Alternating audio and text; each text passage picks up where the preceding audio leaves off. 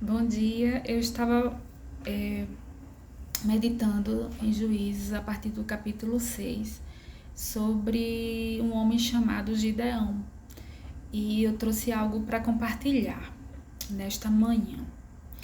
No versículo 11 do capítulo 6 diz assim: Então o anjo do Senhor veio e sentou-se debaixo do carvalho que está em Ofra, que pertencia a Joás da família de Abiezer.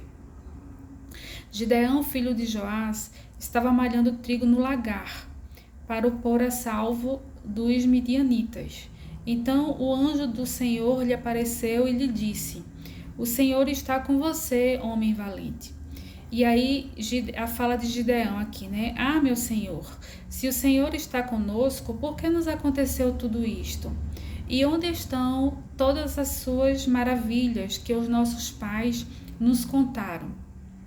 Eles disseram: O Senhor nos tirou da terra do Egito, porém agora o Senhor nos abandonou e nos entregou nas mãos dos midianitas.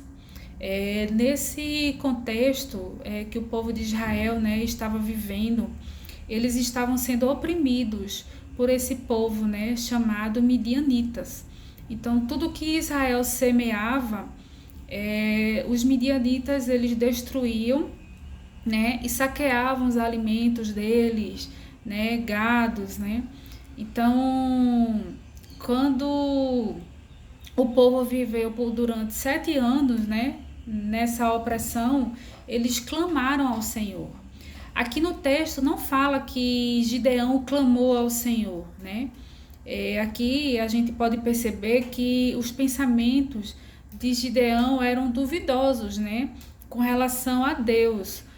E ele tinha um pensamento, né, a certeza dele de que Deus de fato tinha abandonado, né, eles nas mãos dos midianitas, né. Agora, um fato curioso, apesar de ele ter dúvidas, né, com relação ao que Deus poderia fazer e porque que todas aquelas maravilhas, né, que Deus havia feito anteriormente, quando retirou, né, o povo de Israel das mãos, né, dos egípcios, e de fato foram maravilhas mesmo, onde o mar vermelho se abriu, né, onde em Êxodo relata todas aquelas 10 pragas, né, que foram enviadas, né, lá no Egito, foram maravilhas mesmo, né. Então, assim, o Deus que tirou o povo de Israel do Egito era o mesmo Deus que estava se apresentando para Gideão naquele contexto, né. Só que Israel havia desobedecido uma ordem de Deus, né, que era não cultuar deuses estranhos, né. Então, eles estavam em desobediência. Então, Deus realmente deixou, né, Israel ali na mão um dos povos chamados midianitas, né. Só que também aqui no texto relata, né, que o Gideão ele estava malhando trigo no lagar, né. Então, diante daquela situação que ele vivia, ele criou uma estratégia, né, para proteger aquilo que ele tinha e usou daquilo que ele tinha, né. Então, se ele não tinha um lugar propício, que era a eira, para limpar o trigo, ele se utilizou do lagar, que era um lugar inadequado para malhar esse trigo, porque no lagar era utilizado, né, para espremer uva e espremer azeite, né. Então, aqui, e aí, a partir do momento que Gideão falou isso, né, relatou esse pensamento dele para o anjo do Senhor, então ele virou para Gideão e disse: Vá nessa força que você tem, né, e livre Israel dos midianitas. Não é verdade que eu estou enviando você? E Gideão respondeu: Ah, meu Senhor, como livrarei Israel? Eis que a minha família é a mais pobre de Manassés, e eu sou o menor da casa de meu pai. Então, apesar de estrategicamente, né, Gideão ter organizado os pensamentos dele e a mente dele para ter uma estratégia, né, para malhar o trigo, mas a visão dele, a mentalidade dele estava um pouco bloqueada, né? ele olhava para ele e ele se via pequeno, né? Ele se via assim que a família dele era pobre, que ele não conseguia, né, destruir os midianitas, né? Vencer os midianitas, né?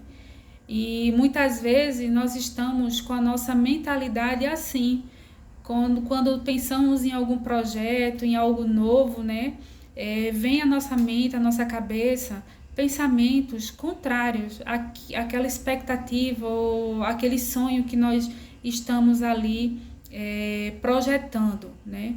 Isso porque tem situações que nós vivemos lá no passado, contextos da nossa vida, né, que não foram bons, né, e que os pensamentos eles trazem, né, essas circunstâncias, essas experiências à tona, né, como se dissesse que iríamos passar novamente se tentarmos algo novo. E na verdade não é assim, né? E o que é que a gente pode fazer com isso, né? O que é que a gente pode fazer para ter uma mentalidade forte, né? Uma mentalidade treinada? É você deixar o seu passado no lugar, por exemplo. É você começar com aquilo que você tem e usar aquelas habilidades que Deus já deu para você, né? É você falar em oração sobre os seus pensamentos ao Senhor, né? Porque o Gideão, ele expôs os pensamentos que ele tinha para Deus. E a partir do momento que ele expôs os pensamentos dele, Deus já sabia dos pensamentos, porque Deus sonda os nossos pensamentos. Mas Gideão expôs para ele, né? Porque Gideão precisava escutar e ouvir a verdade que Deus tinha para falar para ele, porque ele não estava enxergando. E Deus tinha um propósito na vida de Gideão, e Gideão precisava cumprir. Só que para Gideão cumprir, ele teria que virar chave, uma chave dentro da mente dele, né? E foi nessa conversa com Deus, nesse diálogo que ele teve com Deus, que essa chave foi virada. E a gente vai notar que no capítulo 6, não foi virada assim, a partir dessa primeira palavra que Deus deu, não foi aí que virou a chave de Gideão. Porque Gideão pediu algumas confirmações ao Senhor, né? Para poder ter a certeza de que Deus, de fato, né, estava com ele, né? E que ele tinha encontrado favor, né, diante do Senhor. Então, Gideão pediu algumas confirmações. Eu até sugiro que você leia, né, a partir do capítulo 6 de Juízes, né, essa história sobre Gideão, porque ela tem muito a nos ensinar, né? Então, e Gideão, de fato, ele vence os medianitas. E está errado Gideão confirmar com o Senhor, como ele confirmou, né, 4 vezes, né, o que relata a Bíblia, que ele pediu 4 confirmações, não está. Porque a mente de Gideão, ela precisava ser trabalhada, ela precisava ser fortalecida, né? E aqui, trazendo para o contexto que nós vivemos hoje, nós precisamos sim fortalecer a nossa mente todos os dias. Então, o que é que estamos ouvindo, né? O que é que estamos ouvindo? Como é que estamos filtrando o que nós estamos ouvindo, né? Você está treinando a sua mente a pensar corretamente, né? A pensar de forma que lhe traga resultados a partir do momento que você tá pensando, né? Você apresenta seus planos, apresenta os seus anseios a Deus, né? E espera Deus conduzir você, né? Os seus passos, conduzir você para atingir os seus objetivos. Então, isso são princípios que nós podemos aplicar na nossa vida. Em 2020, eu tinha um desejo de prestar serviços para pequenas empresas, né? Serviços operacionais na área do financeiro.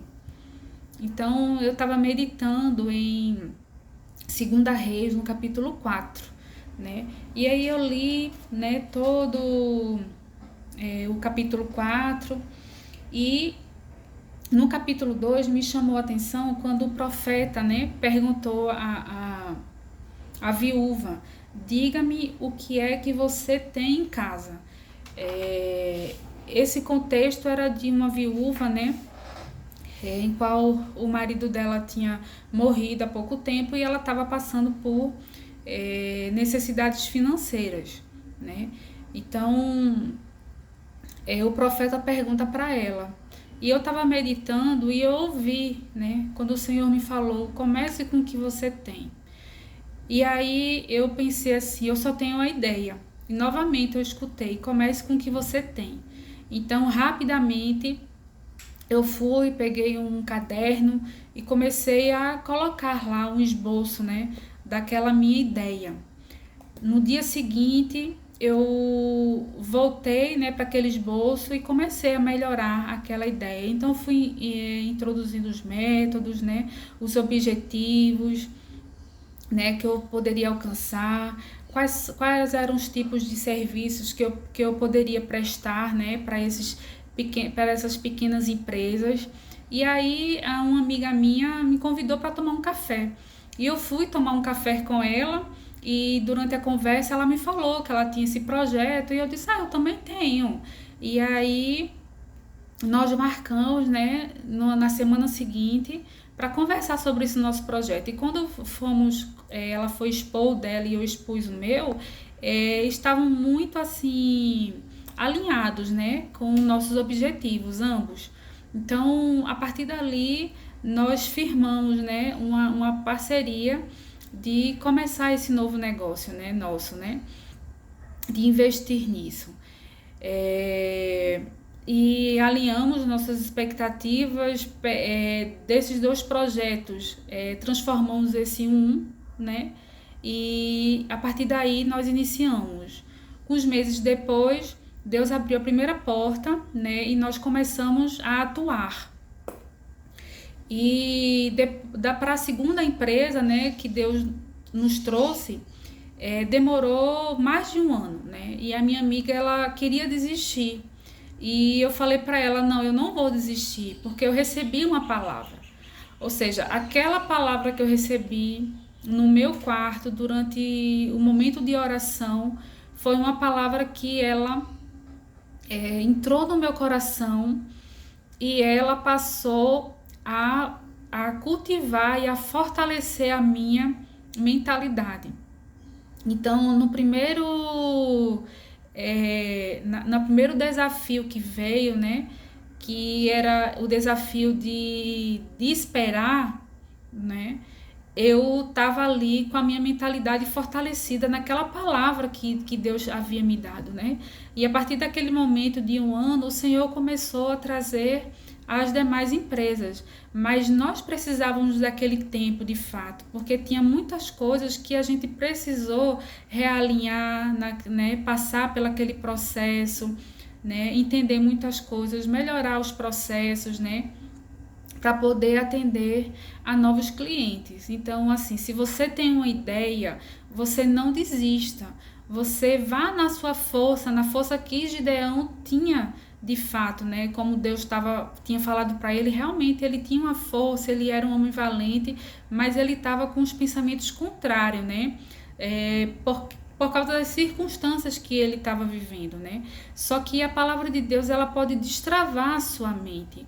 Então, se você tem projetos aí engavetados, retire os projetos, apresente ao Senhor os seus planos, deixe Deus conduzir, né, a sua vida, deixe a palavra de Deus penetrar na sua mente e fortalecer a sua mente, né, para que você tenha uma mente treinada, né, para que você tenha uma mente forte, né, uma mente que vai lhe ajudar a você alcançar os seus propósitos e não a desistir, né? Então a gente tem que lidar mesmo com medo, né? E começar a usar o que a gente tem, porque o pouco que nós temos nas mãos de Deus é que acontece os milagres na vida da gente, né?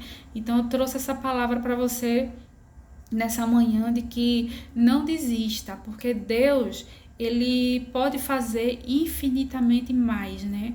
do que aquilo que pensamos, né? Então, os nossos pensamentos, eles devem ser direcionados. Nós não podemos controlar os nossos pensamentos, mas eu posso sim escolher no que eu vou, se eu vou dar lugar àquele pensamento ou não, né? Porque eu posso direcionar na hora que o pensamento vem, não é? Eu posso direcionar e fazer uma outra coisa, para que aquele pensamento ele perca a força na minha mente, né? Mas se um pensamento vem, ele é um pensamento negativo e eu não confronto aquele pensamento e sim eu vou alimentando e pensando, repensando, ele vai cultivando ali a minha mentalidade, né? Então a gente precisa realmente confrontar os nossos pensamentos e ver se de fato eles têm fundamento ou não, né? E Deus, ele confrontou os pensamentos de Gideão, né? E a partir das experiências que Gideão foi tendo com Deus, ele atingiu o propósito e o objetivo que Deus tinha na vida dele. Então, que Deus abençoe você nessa manhã, em nome de Jesus. Um abraço.